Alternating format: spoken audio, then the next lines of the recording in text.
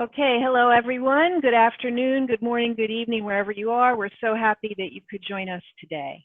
I am Lisa Starr, and I am the Grow Well Educator with We Work Well, which is a hosted buyer event for those of you that don't know. It's a networking buyers and sellers spa and wellness related. We hold 2 events a year typically. This year will be a little different. We've held 2 last year, and we have 1 planned for the fall. Many of you are already registered for that. And we also have a virtual event coming up, which we're very excited about, and I will tell you about later.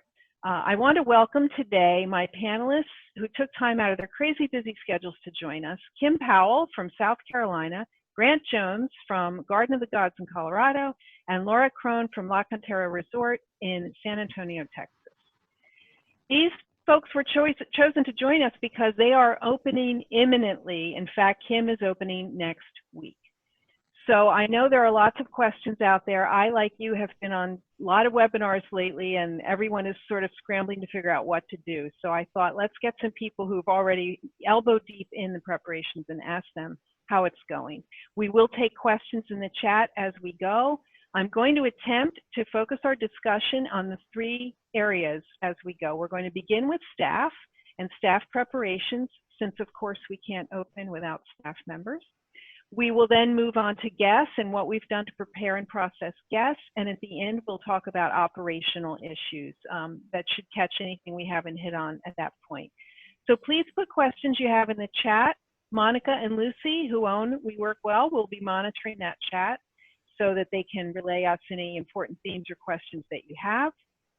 And we'll get started. I do want to say, before we begin the question and answer part, that we're not going to spend a lot of time talking about gloves or masks or things that are mandated legally. So please know that we are not lawyers or doctors, and we all come from different areas. And as you've probably already seen, in your state, county, town, the rules will vary. So it's going to be up to you to kind of try to interpret them. We were laughing before we went on camera that even when you have the legal what's allowed, sometimes you still don't understand what they mean. We have not seen any cases of spa salons opening where employees were not required to wear masks. That's going to be a given that they're required to wear a mask. Whether the guests do or not is up for debate, taking temperatures, et cetera. So we'll get into a little bit of that, but those are kind of givens by your things and the practical preparation. So I hope that makes sense, and let's dig in. I'm going to start with Kim because Kim is opening next Thursday. Kim is the owner of 2 Woodhouse day spas in Charleston, Texas. So Kim, I'll let you go from here. Hi, yes, well, I am, they're in actually Charleston, South Carolina, and sorry. That's okay. The franchise actually is headquartered in Victoria, Texas, and there's over 60 Woodhouses in the country. So one of the benefits for me is that I have the ability to work with many other franchise owners as they have already reopened in Ohio and Indiana and Atlanta. So I have the benefit of their experience, which has been really helpful. So that's why I thank you for including us and having this conversation, because I do think it's helpful. It's like, what are you doing and how are you doing it? It makes you feel a little bit more comfortable when you know other people are going through the same thing. For sure. So we're opening next week. And like you said, the masks, and we're working through some of those issues. I think that the first thing that I'm really trying to focus on is the safety and comfort of our employees and our guests. I think this is sort of more of an emotional return. The physical limitations and the things that we need to do are sort of obvious. But I think people have varying degrees of fear and uncertainty. And I think that I'm really focusing on above the neck a little bit more right now to make sure that we're addressing the concerns of our clients and our staff to make them feel comfortable about re-entering and trying to be patient and understanding about the different viewpoints, because everyone feels a little bit differently about these issues. And so there's some strong opinions, as we all know: mask, no mask, temperature, no temperature. Is it contagious? Is it not? You know, how do you get it? All that stuff that we're all working through and processing. So that's sort of where I am right now. So what did you do to assess your staff's readiness? I mean, I assume you're not bringing them all back to day one, right? Yeah, that's correct. So one of the things we have at our company, and I've always had, is a family Facebook page, and we've had it for 5 years. So we use that page to share information and to also pictures of our kids, and mostly positive and communication only. We use a different method for more intense conversations and documents and stuff. But we've stayed super transparent that from day one, I said, I'm going through this like you every day. My issues are a little different than yours, but let's just agree to be honest, and I'll be transparent with you. So from day one, we're all 75 of us are on a family Facebook page, and we, as the PPP loan, which some of you may or may not be dealing with, has come about. I don't know. If you guys can hear me, because there it goes. We are basically asking our staff, we're going to be bringing you back in one of 3 pay periods, most likely. Let us know which one you'd prefer to be brought back in, and we will do our best to bring you back in the wave that you prefer. And so we're just trying to have an open communication, and we're going to do our best to make that happen. That's a great way to approach it. I mean, and besides, you don't need them all back. As I said, day one, you're not going to open full on. So that I think we do need to be sensitive to letting them come at their comfort level and not feel forced. I mentioned before we went live that we're seeing, where I live in the suburbs of Philadelphia, just more people out and about. I think people are getting like used to it and not going to stay in their houses and hide anymore. Let me jump to Laura. I know you've done some prep on this mental aspect. Laura, can you share with us how you've done that? Thank you. So we too, when we closed down, I started a WhatsApp group for the whole team, and we have almost 80 associates in the team, and so I've used that primarily as kind of the good news zone, right? Wanting to stay communicative. Also, I'll shoot out like, hey, I just sent you all an email. So sometimes they don't look at email as readily. So I kind of use it as a little bit of a work focused occasionally, or if I know I want to get more eyes on it immediately. But I actually started a gratitude, let's do gratitude every day. So every day I send out a gratitude message, although I think I forgot to do something yesterday, but I usually send something out, or a link from somebody else, or, just all of the webinars that are out there, the amazing free things that are available, shooting a lot of that information to them. And so that's been really helpful, although not a lot of people engage back, but I do get the occasional update like, thank you, it's been really helpful. So that's been nice to know. And then additionally, coming back, Tuesday is when we're bringing the team back, first round. There's 20 people coming back, attendance, front desk, and hair and nails. And I'm bringing back the whole attendant, anyone that's full-time in that zone, and then my part-time nail people as well. And then we're having an all company required COVID training. That's a 1 hour. We're underneath the Benchmark family.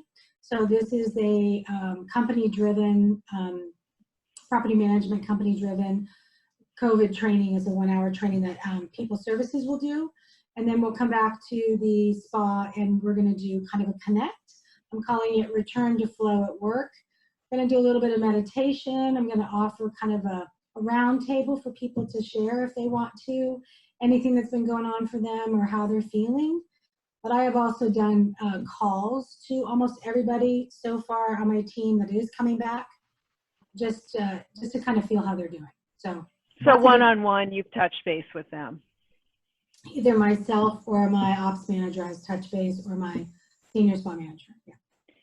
I think that's good, again, and we'll get to Grant, but you want to allow them the space to say whether they're comfortable or not, and in private, not in a public setting, because they feel nervous about how they feel, but we want them to be honest. So Grant, you're already up and running with hair and nails, right? Yes, ma'am. And you will be starting spa shortly. Yes, that's correct. We started our hair services our nail services on the first day available, which was May 1st per our state guidelines. And then we are evaluating our opening of our spa services, our facials, massages, and body treatments in the coming weeks. So how many staff came back in your first wave? So across our wellness team, we have 75. And in the first week, the week before, we brought back our medical center team, which was about 25 individuals. On the May 1 date, we brought back 10 individuals.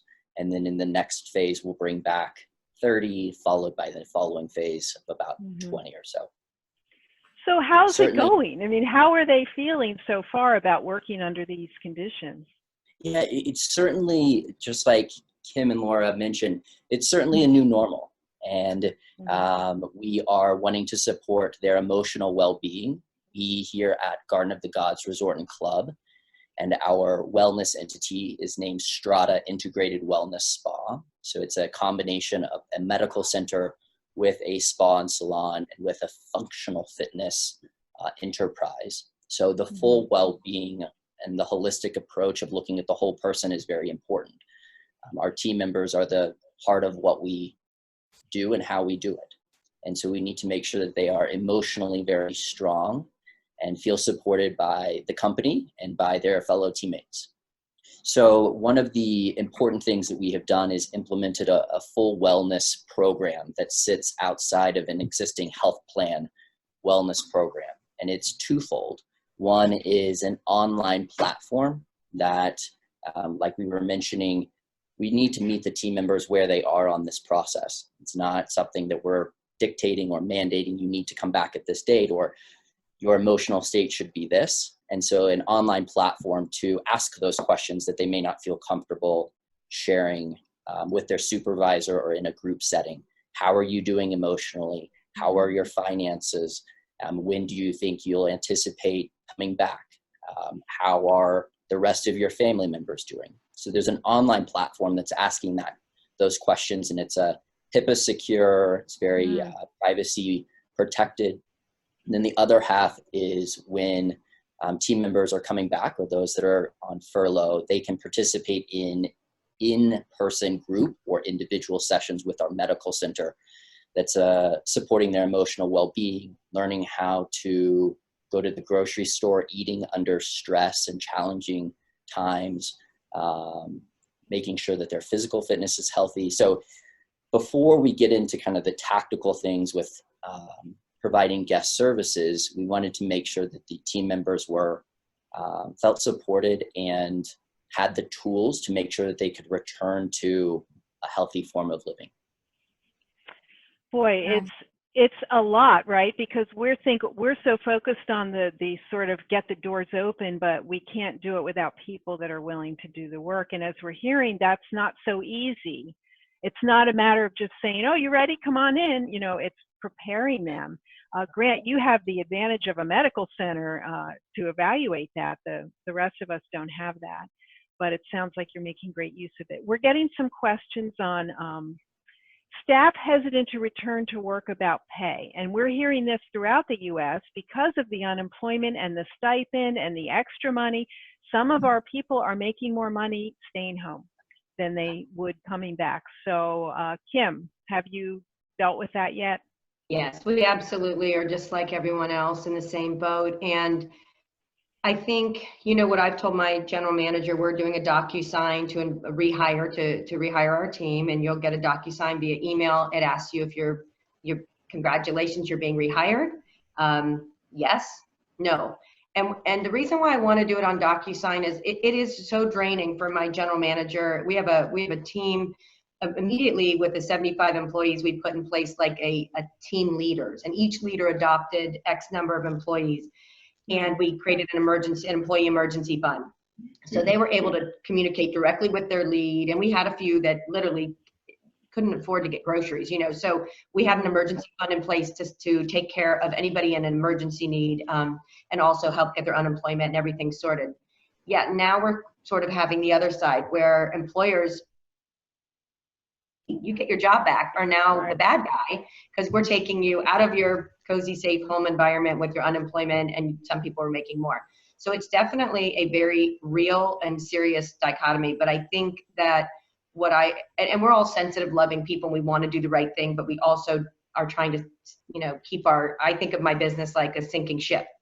I mean, it is going down, and I have got to get it back up and stabilized, or there is no return at some point for all of us. And so my big challenge has just been for my manager, who is such a caring person, like, we have got to pick a course and go.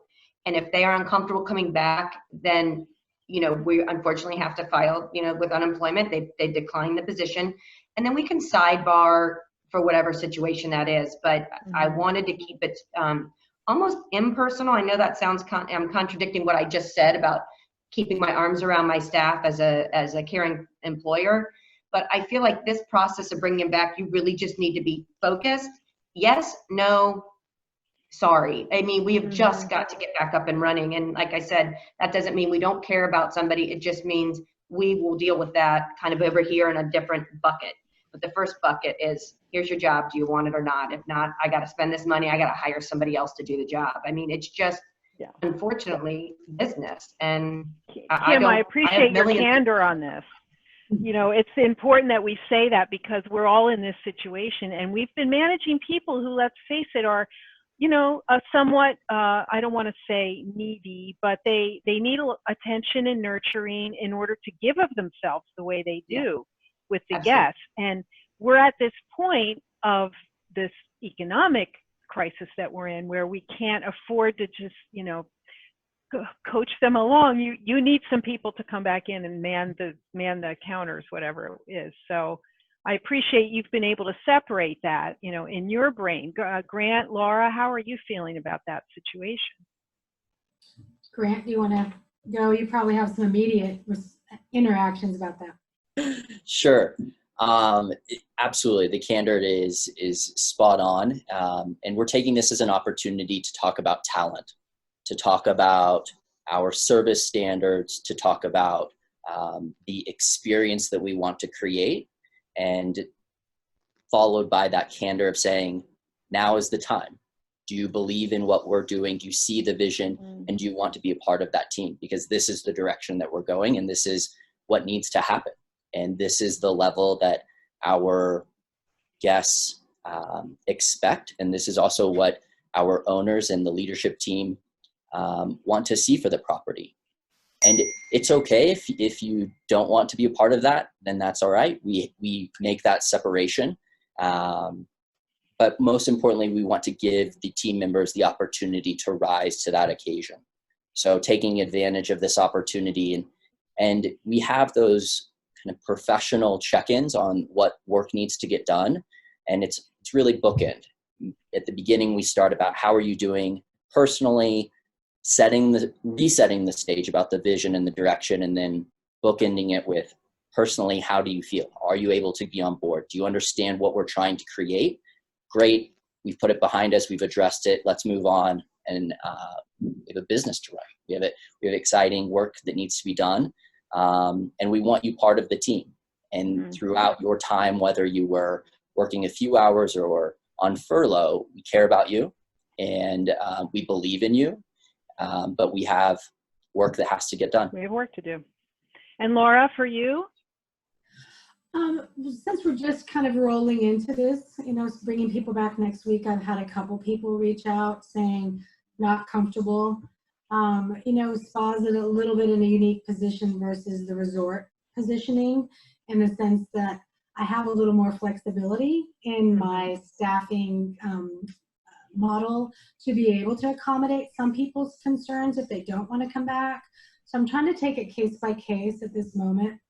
I have a strong feeling we haven't come to any specific reality about this yet, because we're not back to see what the flow really looks like once we get into fuller operations. But I have a sense that we will probably have to be doing some assessment of staffing models in general, based on what happens over the next several months. And I've been really transparent in just saying, you guys, we're coming back to a completely different reality, and everything you knew you kind of have to let go of, except for your service servant mindset and your giving and your skill set, of course, is there, but of what you expect it to look like, you can't expect it to look like what you left. You just Right. can't. This is a new normal that we're moving yeah. into. Try not to use those words anymore. It's just like people. It's just we're also like, right. The nomenclature is now going to be like, yeah. But, yeah. It's the alternate reality. It's a dynamic situation, which I know is not easy for a lot of people to be adaptable in a fast moving situation, and that's what's required. So having a lot of compassion. Yeah, for sure, more than we ever had. We're confining our discussion right now to staff. I see some questions coming in that are more operational. We will get to those later. I did want to focus on the staff issues now, and somebody asked about, are we assessing risk factors? I mean, I would say that that's really up to the employee. We can't say who should or shouldn't. You might have people you feel should stay home longer, but of course they've got economic pressures behind them. I think the point of this is that we need to have them prepared that it's not walking back into the same old. I had a staff meeting online with a consulting client earlier this week, and a lot of massage therapists saying, right, it was just sort of starting to hit them that it wasn't going to be like it was. It's going to be different, but I heard someone in our say, it's not that we're going to bounce back, we have to bounce forward, right? And I love that concept of like, okay, that was great what we had for the last 15 years, and now it's going to be something different. It's going to continue to evolve, and we need to be more resilient than we ever were. So let's move on at this point to guest issues. Let's talk a bit about how we're preparing for guests. How have you marketed to them? Have you put out a blast? I'll come to you, Kim, that you're opening next week, or how did you choose who you'll use? What will the process be for getting the guest in the door? Those kinds of tactics. Would you like to go first, Kim? Sure, yeah, and I'm happy to take that. And just briefly on the other question about, whether we take it into consideration, I think the answer to that is yes. And one thing that I have done is tell my lead massage therapist, my lead esthetician, whatever tools you need for your team to feel safe, we will get. And that's what we've done. So we've really put the ball back in their corner. You tell me what I need to get for you to make you at your, the best comfort level we can. And I think the same approach is for guests. We're trying to anticipate as clients ourselves, what would we be looking for? What would make us feel good? So we did the Micro Shield 360, which is essentially a spray. They certify you for a year, and everything that touches it is obliterated and it is supposed to last a year. Wow. And we have a marketing to support that. We've posted that. We've emailed that to our guests and to our staff. So we've become Micro Shield certified. So that's one thing we've done. We have a entire list and a poster being made. So when people come into our lobby, the first thing they'll see is, hey, here's our text. If you prefer to walk back to your car and text us, we'll walk you directly back to the changing room. If you're not feeling well, please return to your vehicle, call us, we will reschedule you. The masks, here's a complimentary mask that you can use during your stay with us if you wish. We would prefer that you would have it on while you're with us. We are installing the sneeze guard at the front desk, the sneeze shield, which is the lucite blocking so that you can take a credit card, but you don't have to, you're protected in case the guest were to sneeze during checkout. And again, some of these things are really more for the comfort level and respect of our staff and our guests to say, look, we're taking these extra precautions. We won't be accepting cash. We won't be using our Vichy shower. We won't be doing duet massages, and we will have a contactless way to check out if you prefer. And again, you don't need to go into the lounge or the locker room if you prefer not to. We will make accommodations for that as well. So, but will they be open? Will your lounge and locker room be open and available if I did want them? Yeah. Yes. So in my Mount Pleasant spa, one of the first things I did, since we're open 360 days a year, like a lot of you, I immediately did some construction, some capital improvement projects that needed to be done while we were closed. But one of the things we did is we added a 4th relaxation room and an event space. So we have no problem at our 50% capacity seating people 6 feet apart. So if they choose to come in and sit with us, we will make sure that they have a safe distance from, just like a restaurant would. Right. So you've made it clear to the guests what they could expect, just like the 100 emails a day we get from everyone we ever did business with that tell us, here's what I'm doing. Yes. And it seems redundant, and yet we need to do that to give them that comfort level. Some of them are Grant, very long. Some of them are very long. We're trying to stay very bulleted and not put them in an email just yet, but went over the phone, we're having scripts, and then when they arrive. Good. Grant, you're already hosting nail and hair guests. How's that going? Yeah, it's going well. We saw a pretty quick pent-up demand and a spike the first week. Slowly, it's kind of tapering off a little bit. I think that our guest demographic wants to be cautious. And so how do we help support the guests feeling more comfortable? So just like Kim, it's all of the things that we're anticipating guests may, have you done this, or have you thought of this, and is there hand sanitizer here, and how often are you cleaning, and are appointments back to back to back, or have you factored in time in between appointments? So we're trying to get ahead of that and share with the guests in advance. So in booking the appointment, we share with the guest the tactics that we've put in place. And then in the confirmation calls, we're also reiterating that. Our building, we are advising guests to remain in their car until 10 minutes prior to their appointment. We have implemented a separate entrance for guests coming into the building. Inside the separate entrance, they come into a vestibule, and they are asked a series of 5 patient safety and health screening questions about their overall health, their potential exposure. Have they been formally diagnosed with COVID? Any other symptoms that they might be experiencing beyond their baseline? And then we're also taking their temperature with an infrared thermometer. That room, that vestibule, is then turned over, it's cleaned, and then the guests are escorted in an elevator up to the 2nd floor where our spa and salon is located, and then have their treatments. Doors are already open, similar with many other facilities, contactless payment, and then post-treatment, post-service, they're escorted down the stairs, so utilizing a separate exit as well. I think one of the important things from the screening is the patient on the medical side, or the guest in the spa and salon, is provided with a screening sticker that is a visible sign that the guest has gone through the screening protocol and is cleared to be in the space. Where's the sticker? Is it like on their forehead? You're approved? No, we put it right here, just on there.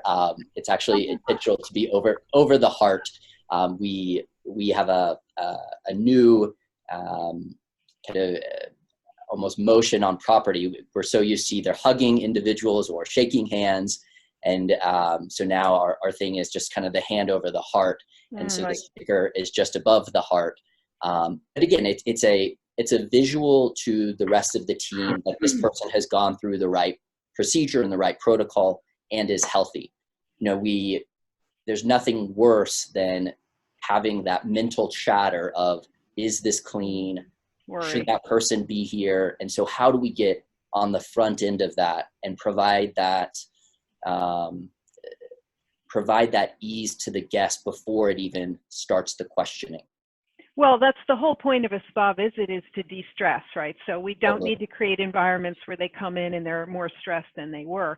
So a lot of this is all great to prepare the guests, and I'm going to jump to Laura in a moment, but we also have to think about how what we're doing that is effective versus just for the visuals. The panelists and I were talking about temperature taking, so I want to touch on that, because we know that a heightened temperature is not an indicator that you have coronavirus, and a normal temperature doesn't mean you don't. It's no safety rule if you do or don't have your temperature, and yet we're seeing a lot of temperature taking. And hey, if that's what makes the guests and the clients and the employees feel better, let's do it, right?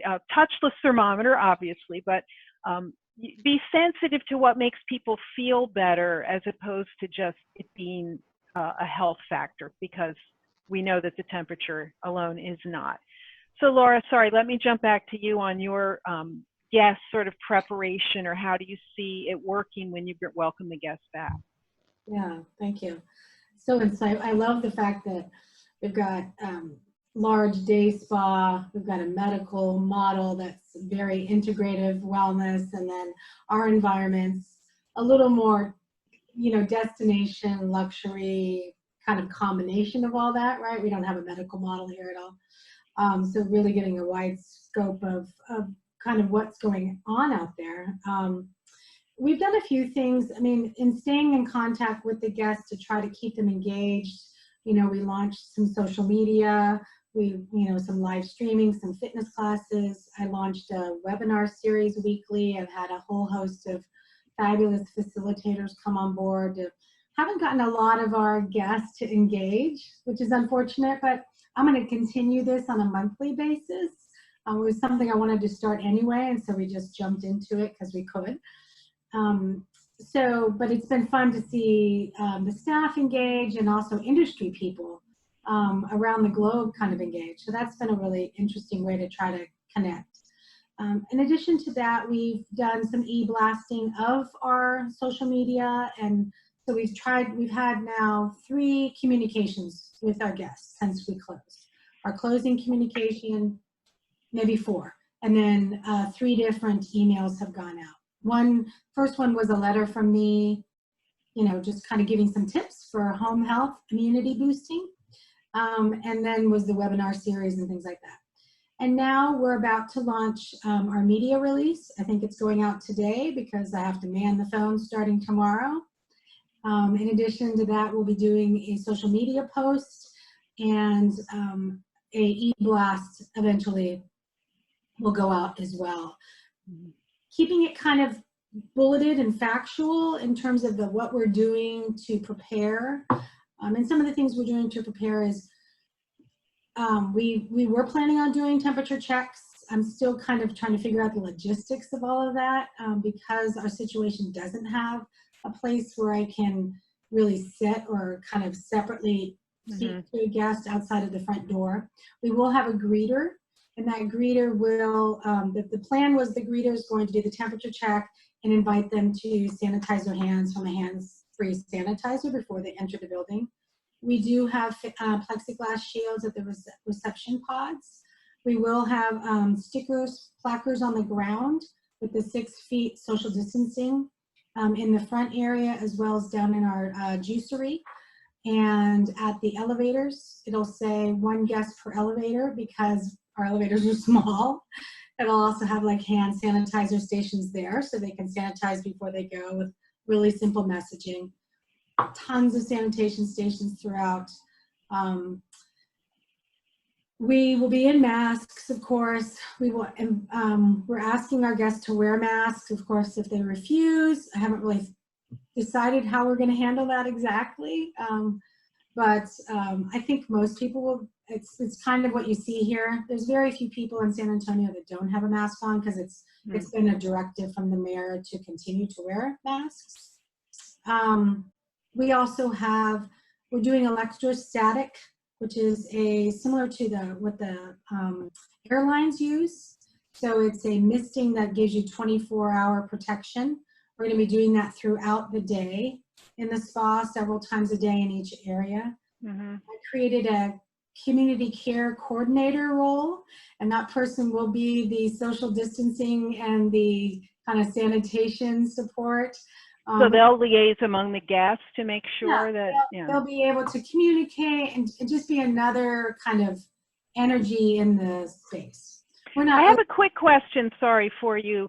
We're getting a question about whether we're asking these guest questions verbally or written. Kim, what are you doing? Kim, your sound is off. I apologize. That's okay. There was a That's noise. okay. I disappeared. I don't know why, but I'm back. So.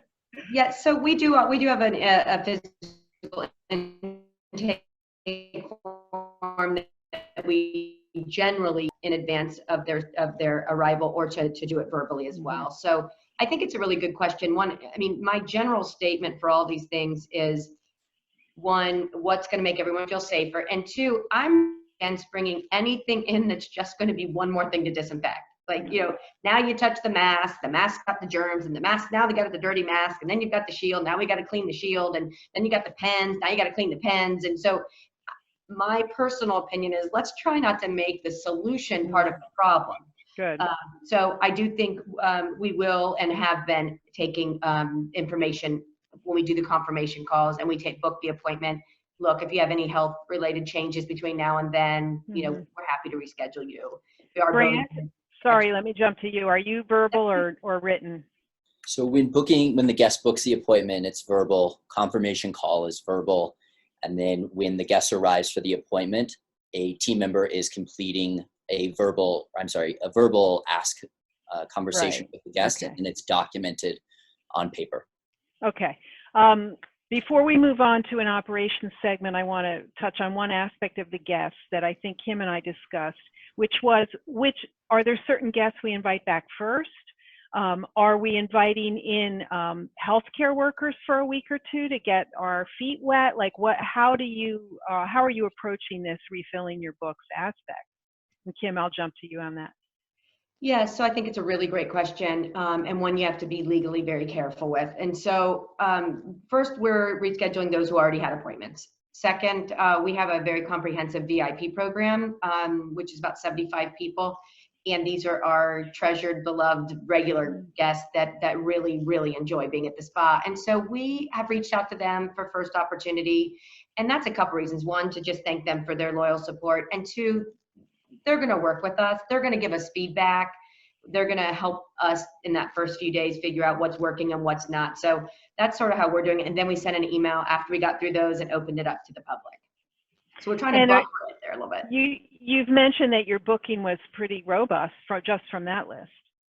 Yes, people are very anxious to get back to the spa. I think a lot of people are sort of similar mindset that I am, is, you know, going to Walmart and the grocery store and get gas. I mean, we're already kind of restaurants, et cetera. We're already kind of, this is a brave new world. We're already kind of feeling a little bit more at ease with some of these things, I think. And I think people are very excited to get back into getting their facial and massage. And I know I could use that coloring. We certainly hope that's true. I was listening to a lecture by Deb from Salamander earlier this week, who said that they are almost fully booked for their Memorial Day weekend. Yeah. Now, when I say fully booked, it's at, you know, 25 or 50% capacity, hotel, spa, respective. But, you know, people are definitely looking to get back. So let's move on and talk about operations. And many of the questions we've had along have been related to that. We're getting questions about fabric, right? Cleaning of fabric. So let me begin by saying that the virus has not been proven to live on soft surfaces. They have no studies that show that it does have a life on soft surfaces, only hard surfaces. They are not recommending that we need to change our uniform after every guest or any of that. It's wash it in hot water.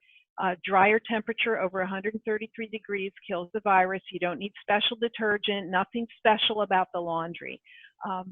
You obviously want to disinfect surfaces guests touch, door handles, chair, hook where they hang things, etc. But I think we don't need to worry so much about the fabric. I'd love to hear what you all have learned in your research on that. Should I start with you, Grant? Sure. We have removed all kind of miscellaneous or additional non-surface related items, magazines, the pillows, any throw rugs, you know, none of that. Yeah, exactly. So it's certainly a minimalist aesthetic now. But we just felt that, again, to Kim's point, it's one more thing that we're going to need to think about, or it may create that hesitation or apprehension with the guest. So it's easier just to remove it. Pillows was a big thing that we just, for pedicure chairs, a pillow behind, or in our lobby reception, concierge area, pillows galore. So we've just pulled those out. That makes sense. How about you, Laura? Similar. I mean, we're not doing the magazines. We're not having blankets out there. Upon request, we'll have clean blankets if somebody wants one. I actually just am purchasing blankets so I can change the blanket on every bed and taking off the bed cover we have because we don't have enough to do that once we start to wrap up. I mean, initially we're doing hair and nails, so it's not really an issue in terms of the bedding. Common space is, yeah, we weren't too concerned if they were changed into a robe. The robe is clean, we know that. They sit on the fabric. We weren't really worried about needing to do anything with that except for anything that's high touch, right? Mm-hmm. Taking out the tea for now. We'll have water with a sign that just says, please sanitize your hands before touching the water dispenser. You know, just kind of going on that direction to the best of our ability, and no apples, no snacks that are grabbing, those type of things. Okay, and over to you, Kim. What preparations have you made in this aspect of the physical? Yeah, it's very similar. As I mentioned, we did the microshield, but again, anything that isn't an added thing that somebody has to touch is going to be an issue. You know, I think most medical professionals agree soap and water is going to be our best defense as guests and as employees. We need to wash our hands, and if you touch something, then go wash your hands with soap and water. So we're just trying to keep it sort of simple, but I do think it's important to remove those hard surfaces. I had not heard that about soft surfaces, so I'd like to do a little more research on that, because we certainly want to be able to provide blankets and pillows if upon request. Right. I think for the near future, we will be doing much the same. I was interested in, I'm sure many of the viewers, Laura mentioned something she was spraying between things, and I wasn't sure what she was talking about. I would love to know what that is. It's called electromagnetic technology, and it's what they use in the airlines to clean in between plane changes. And it's a misting that's not, you don't have to leave the room. Like with UV light, you can't be in the room with that. Some of the fogging things you can't be in the room with. It's an eco, I don't remember the name yet. Okay. I haven't gotten the name yet. But it's a spray. It's a misting thing. It kind of looks like a pest control thing. You can have a backpack where you can wheel it around, but it's like a fog. One of our attendees wrote electrostatic handheld sanitation device. So I suppose we can Google that. But thanks for sharing that. There's many varieties out there. Yeah. So many questions about linens and laundry. I don't think we're going to be able to use our old method of flipping the blanket, but not removing it, just the sheets right between. So we're going to have to take the whole kit and caboodle off the table. I will tell you, as someone who's had treatments in many places around the world, America is the only place where we have so much on the table as we do here. The sheets, the blankets, sometimes the saddle, you know, the pillows. I mean, I've had a lot of treatments where I've been on a sheet with a bath towel on top of me. And while that's not luxury, you know, in these days, maybe we think of that as an option in certain circumstances. It's much easier to launder and much more efficient. So I think we need, again, to ease back into that with the fabrics, but I would not be so concerned. Kim hit the nail on the head. It's hand washing. You know, it's washing of the hands. That's the #1 issue. I checked in with a medical doctor this week on this very issue of gloves, because I've seen a few questions about that. Should people wear gloves? I heard a medical doctor talking about massage therapists wearing gloves. Like what? They're not going to do massages in gloves. So the person that I got a hold of is a very high-ranking medical director of a spa. He's a physician. He said, no, our therapists are not going to wear gloves. They're going to wash their hands before they do the patient. They're going to wash their hands when they're finished, and that's that.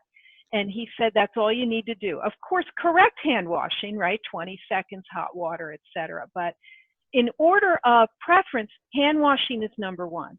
Sanitizing gel is your backup. Like if you can't wash your hands, but washing hands is always preferable. So this we know, and we'll see how it works going forward. I want to spend a few minutes on sort of deployment, scheduling issues. hours of operation, like operational issues is that? And Kim, I'm going to jump back to you because I know you have a plan for sort of a easing back in.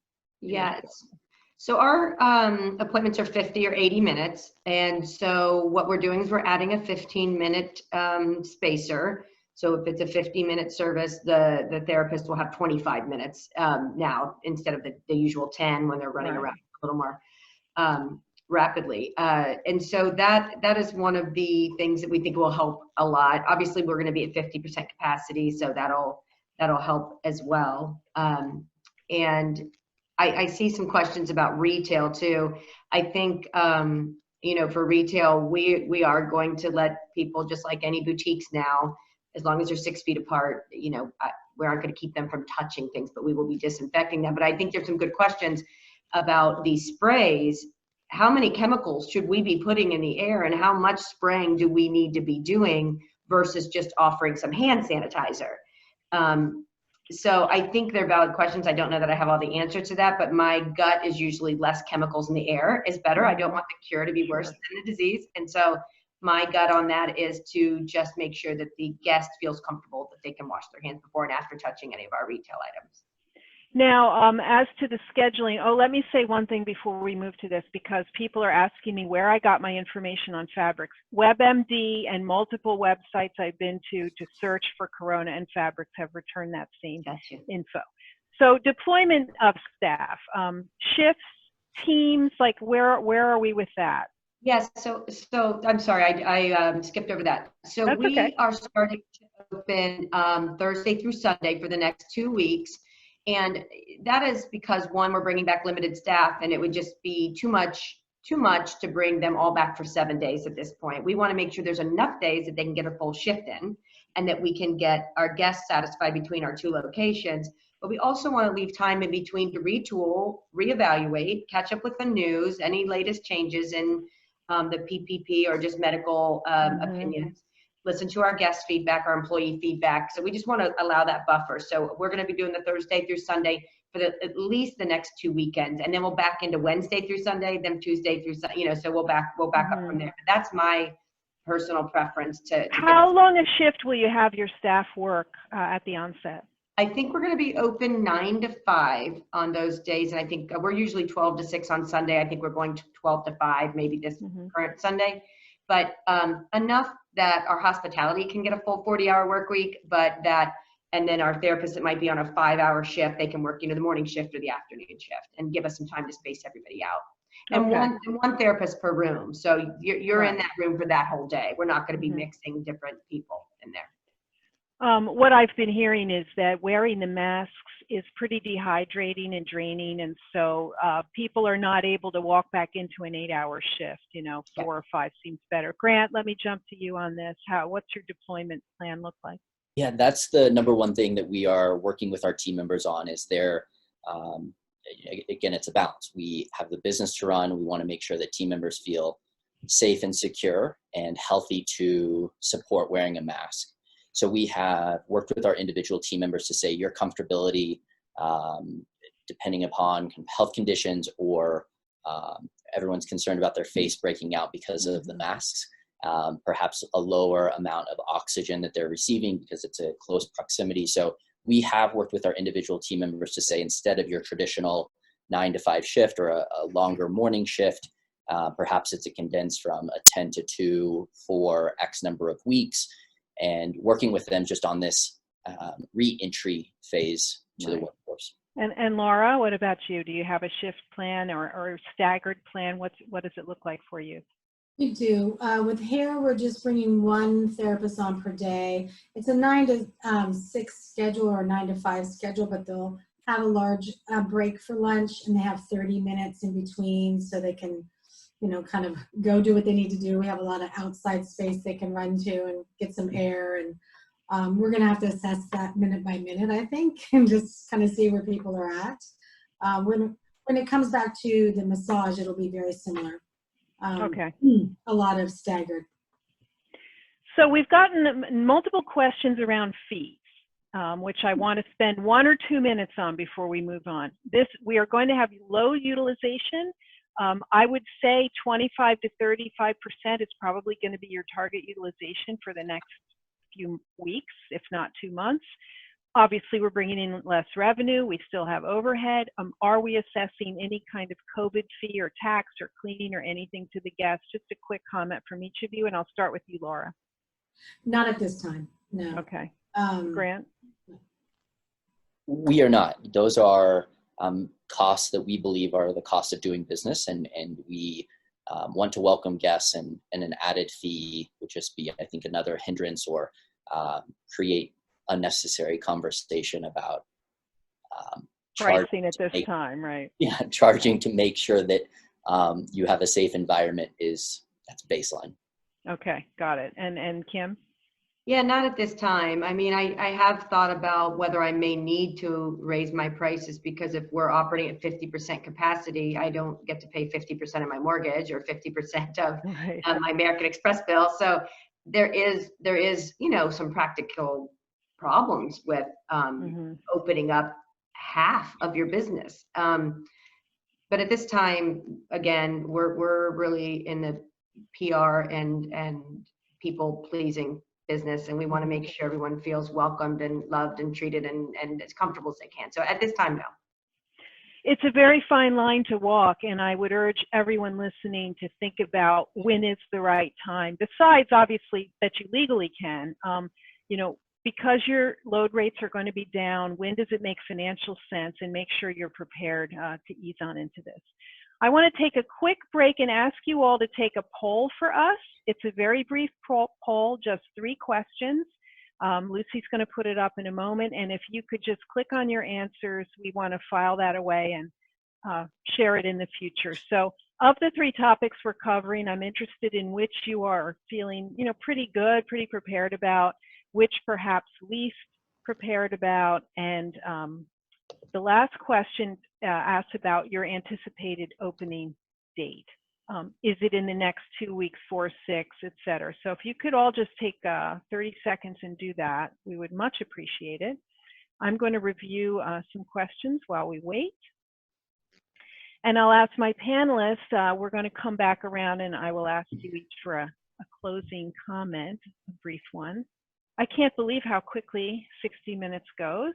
We could be at this for another few hours. I suspect we could have another at some point, one of these topics, especially as more places become open.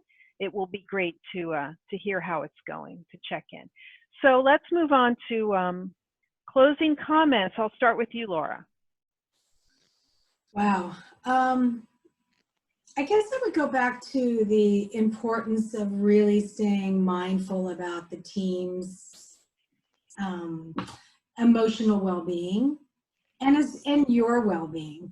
I think we as leaders or owners or managers or, making sure we check in with ourselves too, right? Because it's easy to know that we're doing that for others. I think it's sometimes challenging to integrate it for ourselves.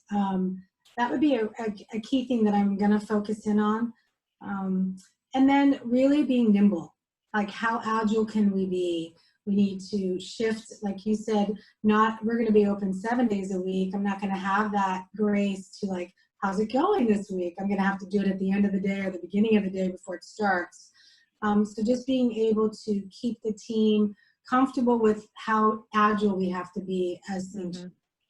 So those are kind of some of the key things. Okay. Yeah, agility is certainly key, and I appreciate we all doing this while the poll's being finished in the interest of time. Grant, I will jump to you. Closing thoughts you'd like to share with our attendees? Sure. It's, I think most importantly, it's okay to admit that it's certainly challenging. And that is something that it is a new normal. This is something that a vast majority of us have never experienced. I just got chills. I mean, it's really exciting. For sure. To be able to say, like, this is something new, and it's okay that we don't have all of the answers. Everyone from owners to concierge to therapists to guests are figuring this out together. And so despite it being very challenging, see it as an opportunity to shine and to further differentiate yourself and what your organization, what your spa and salon, what you stand for and who you are. And Kim? Yeah, so I think I agree with everything that Grant and Laura said. I usually include a quote every month in my Charleston magazine ad, and we were just doing June's quote, and I found, look up, never look back. And I think that sort of is the way I'm feeling. Like, we've got this. We can't apologize for wanting to get our businesses back open. This is all no fault of our own. We've been put into extremely difficult circumstances where our business interruption insurance isn't working, our force majeures aren't valid, and you have every right to feel very frustrated. But this is exciting. We can do this. We can come back and crush it. It's a PR opportunity. It's a marketing opportunity. It's a quality training, hiring, all these things. You got to look up and we got to hustle again, and it's going to be tough. But I think, I'm ready to get back in there, and just like I started 5 years ago, just pull up my bootstraps and work my tail off and try to let the community know we love them, we're there for them, and wellness is what we do well. For sure. Thank you. Well, there's a ton of resources out there on reopening. iSpa's put out a great guide. Mind Body Online has a wonderful guide. Many things. We hope this webinar will add to your list of things to do.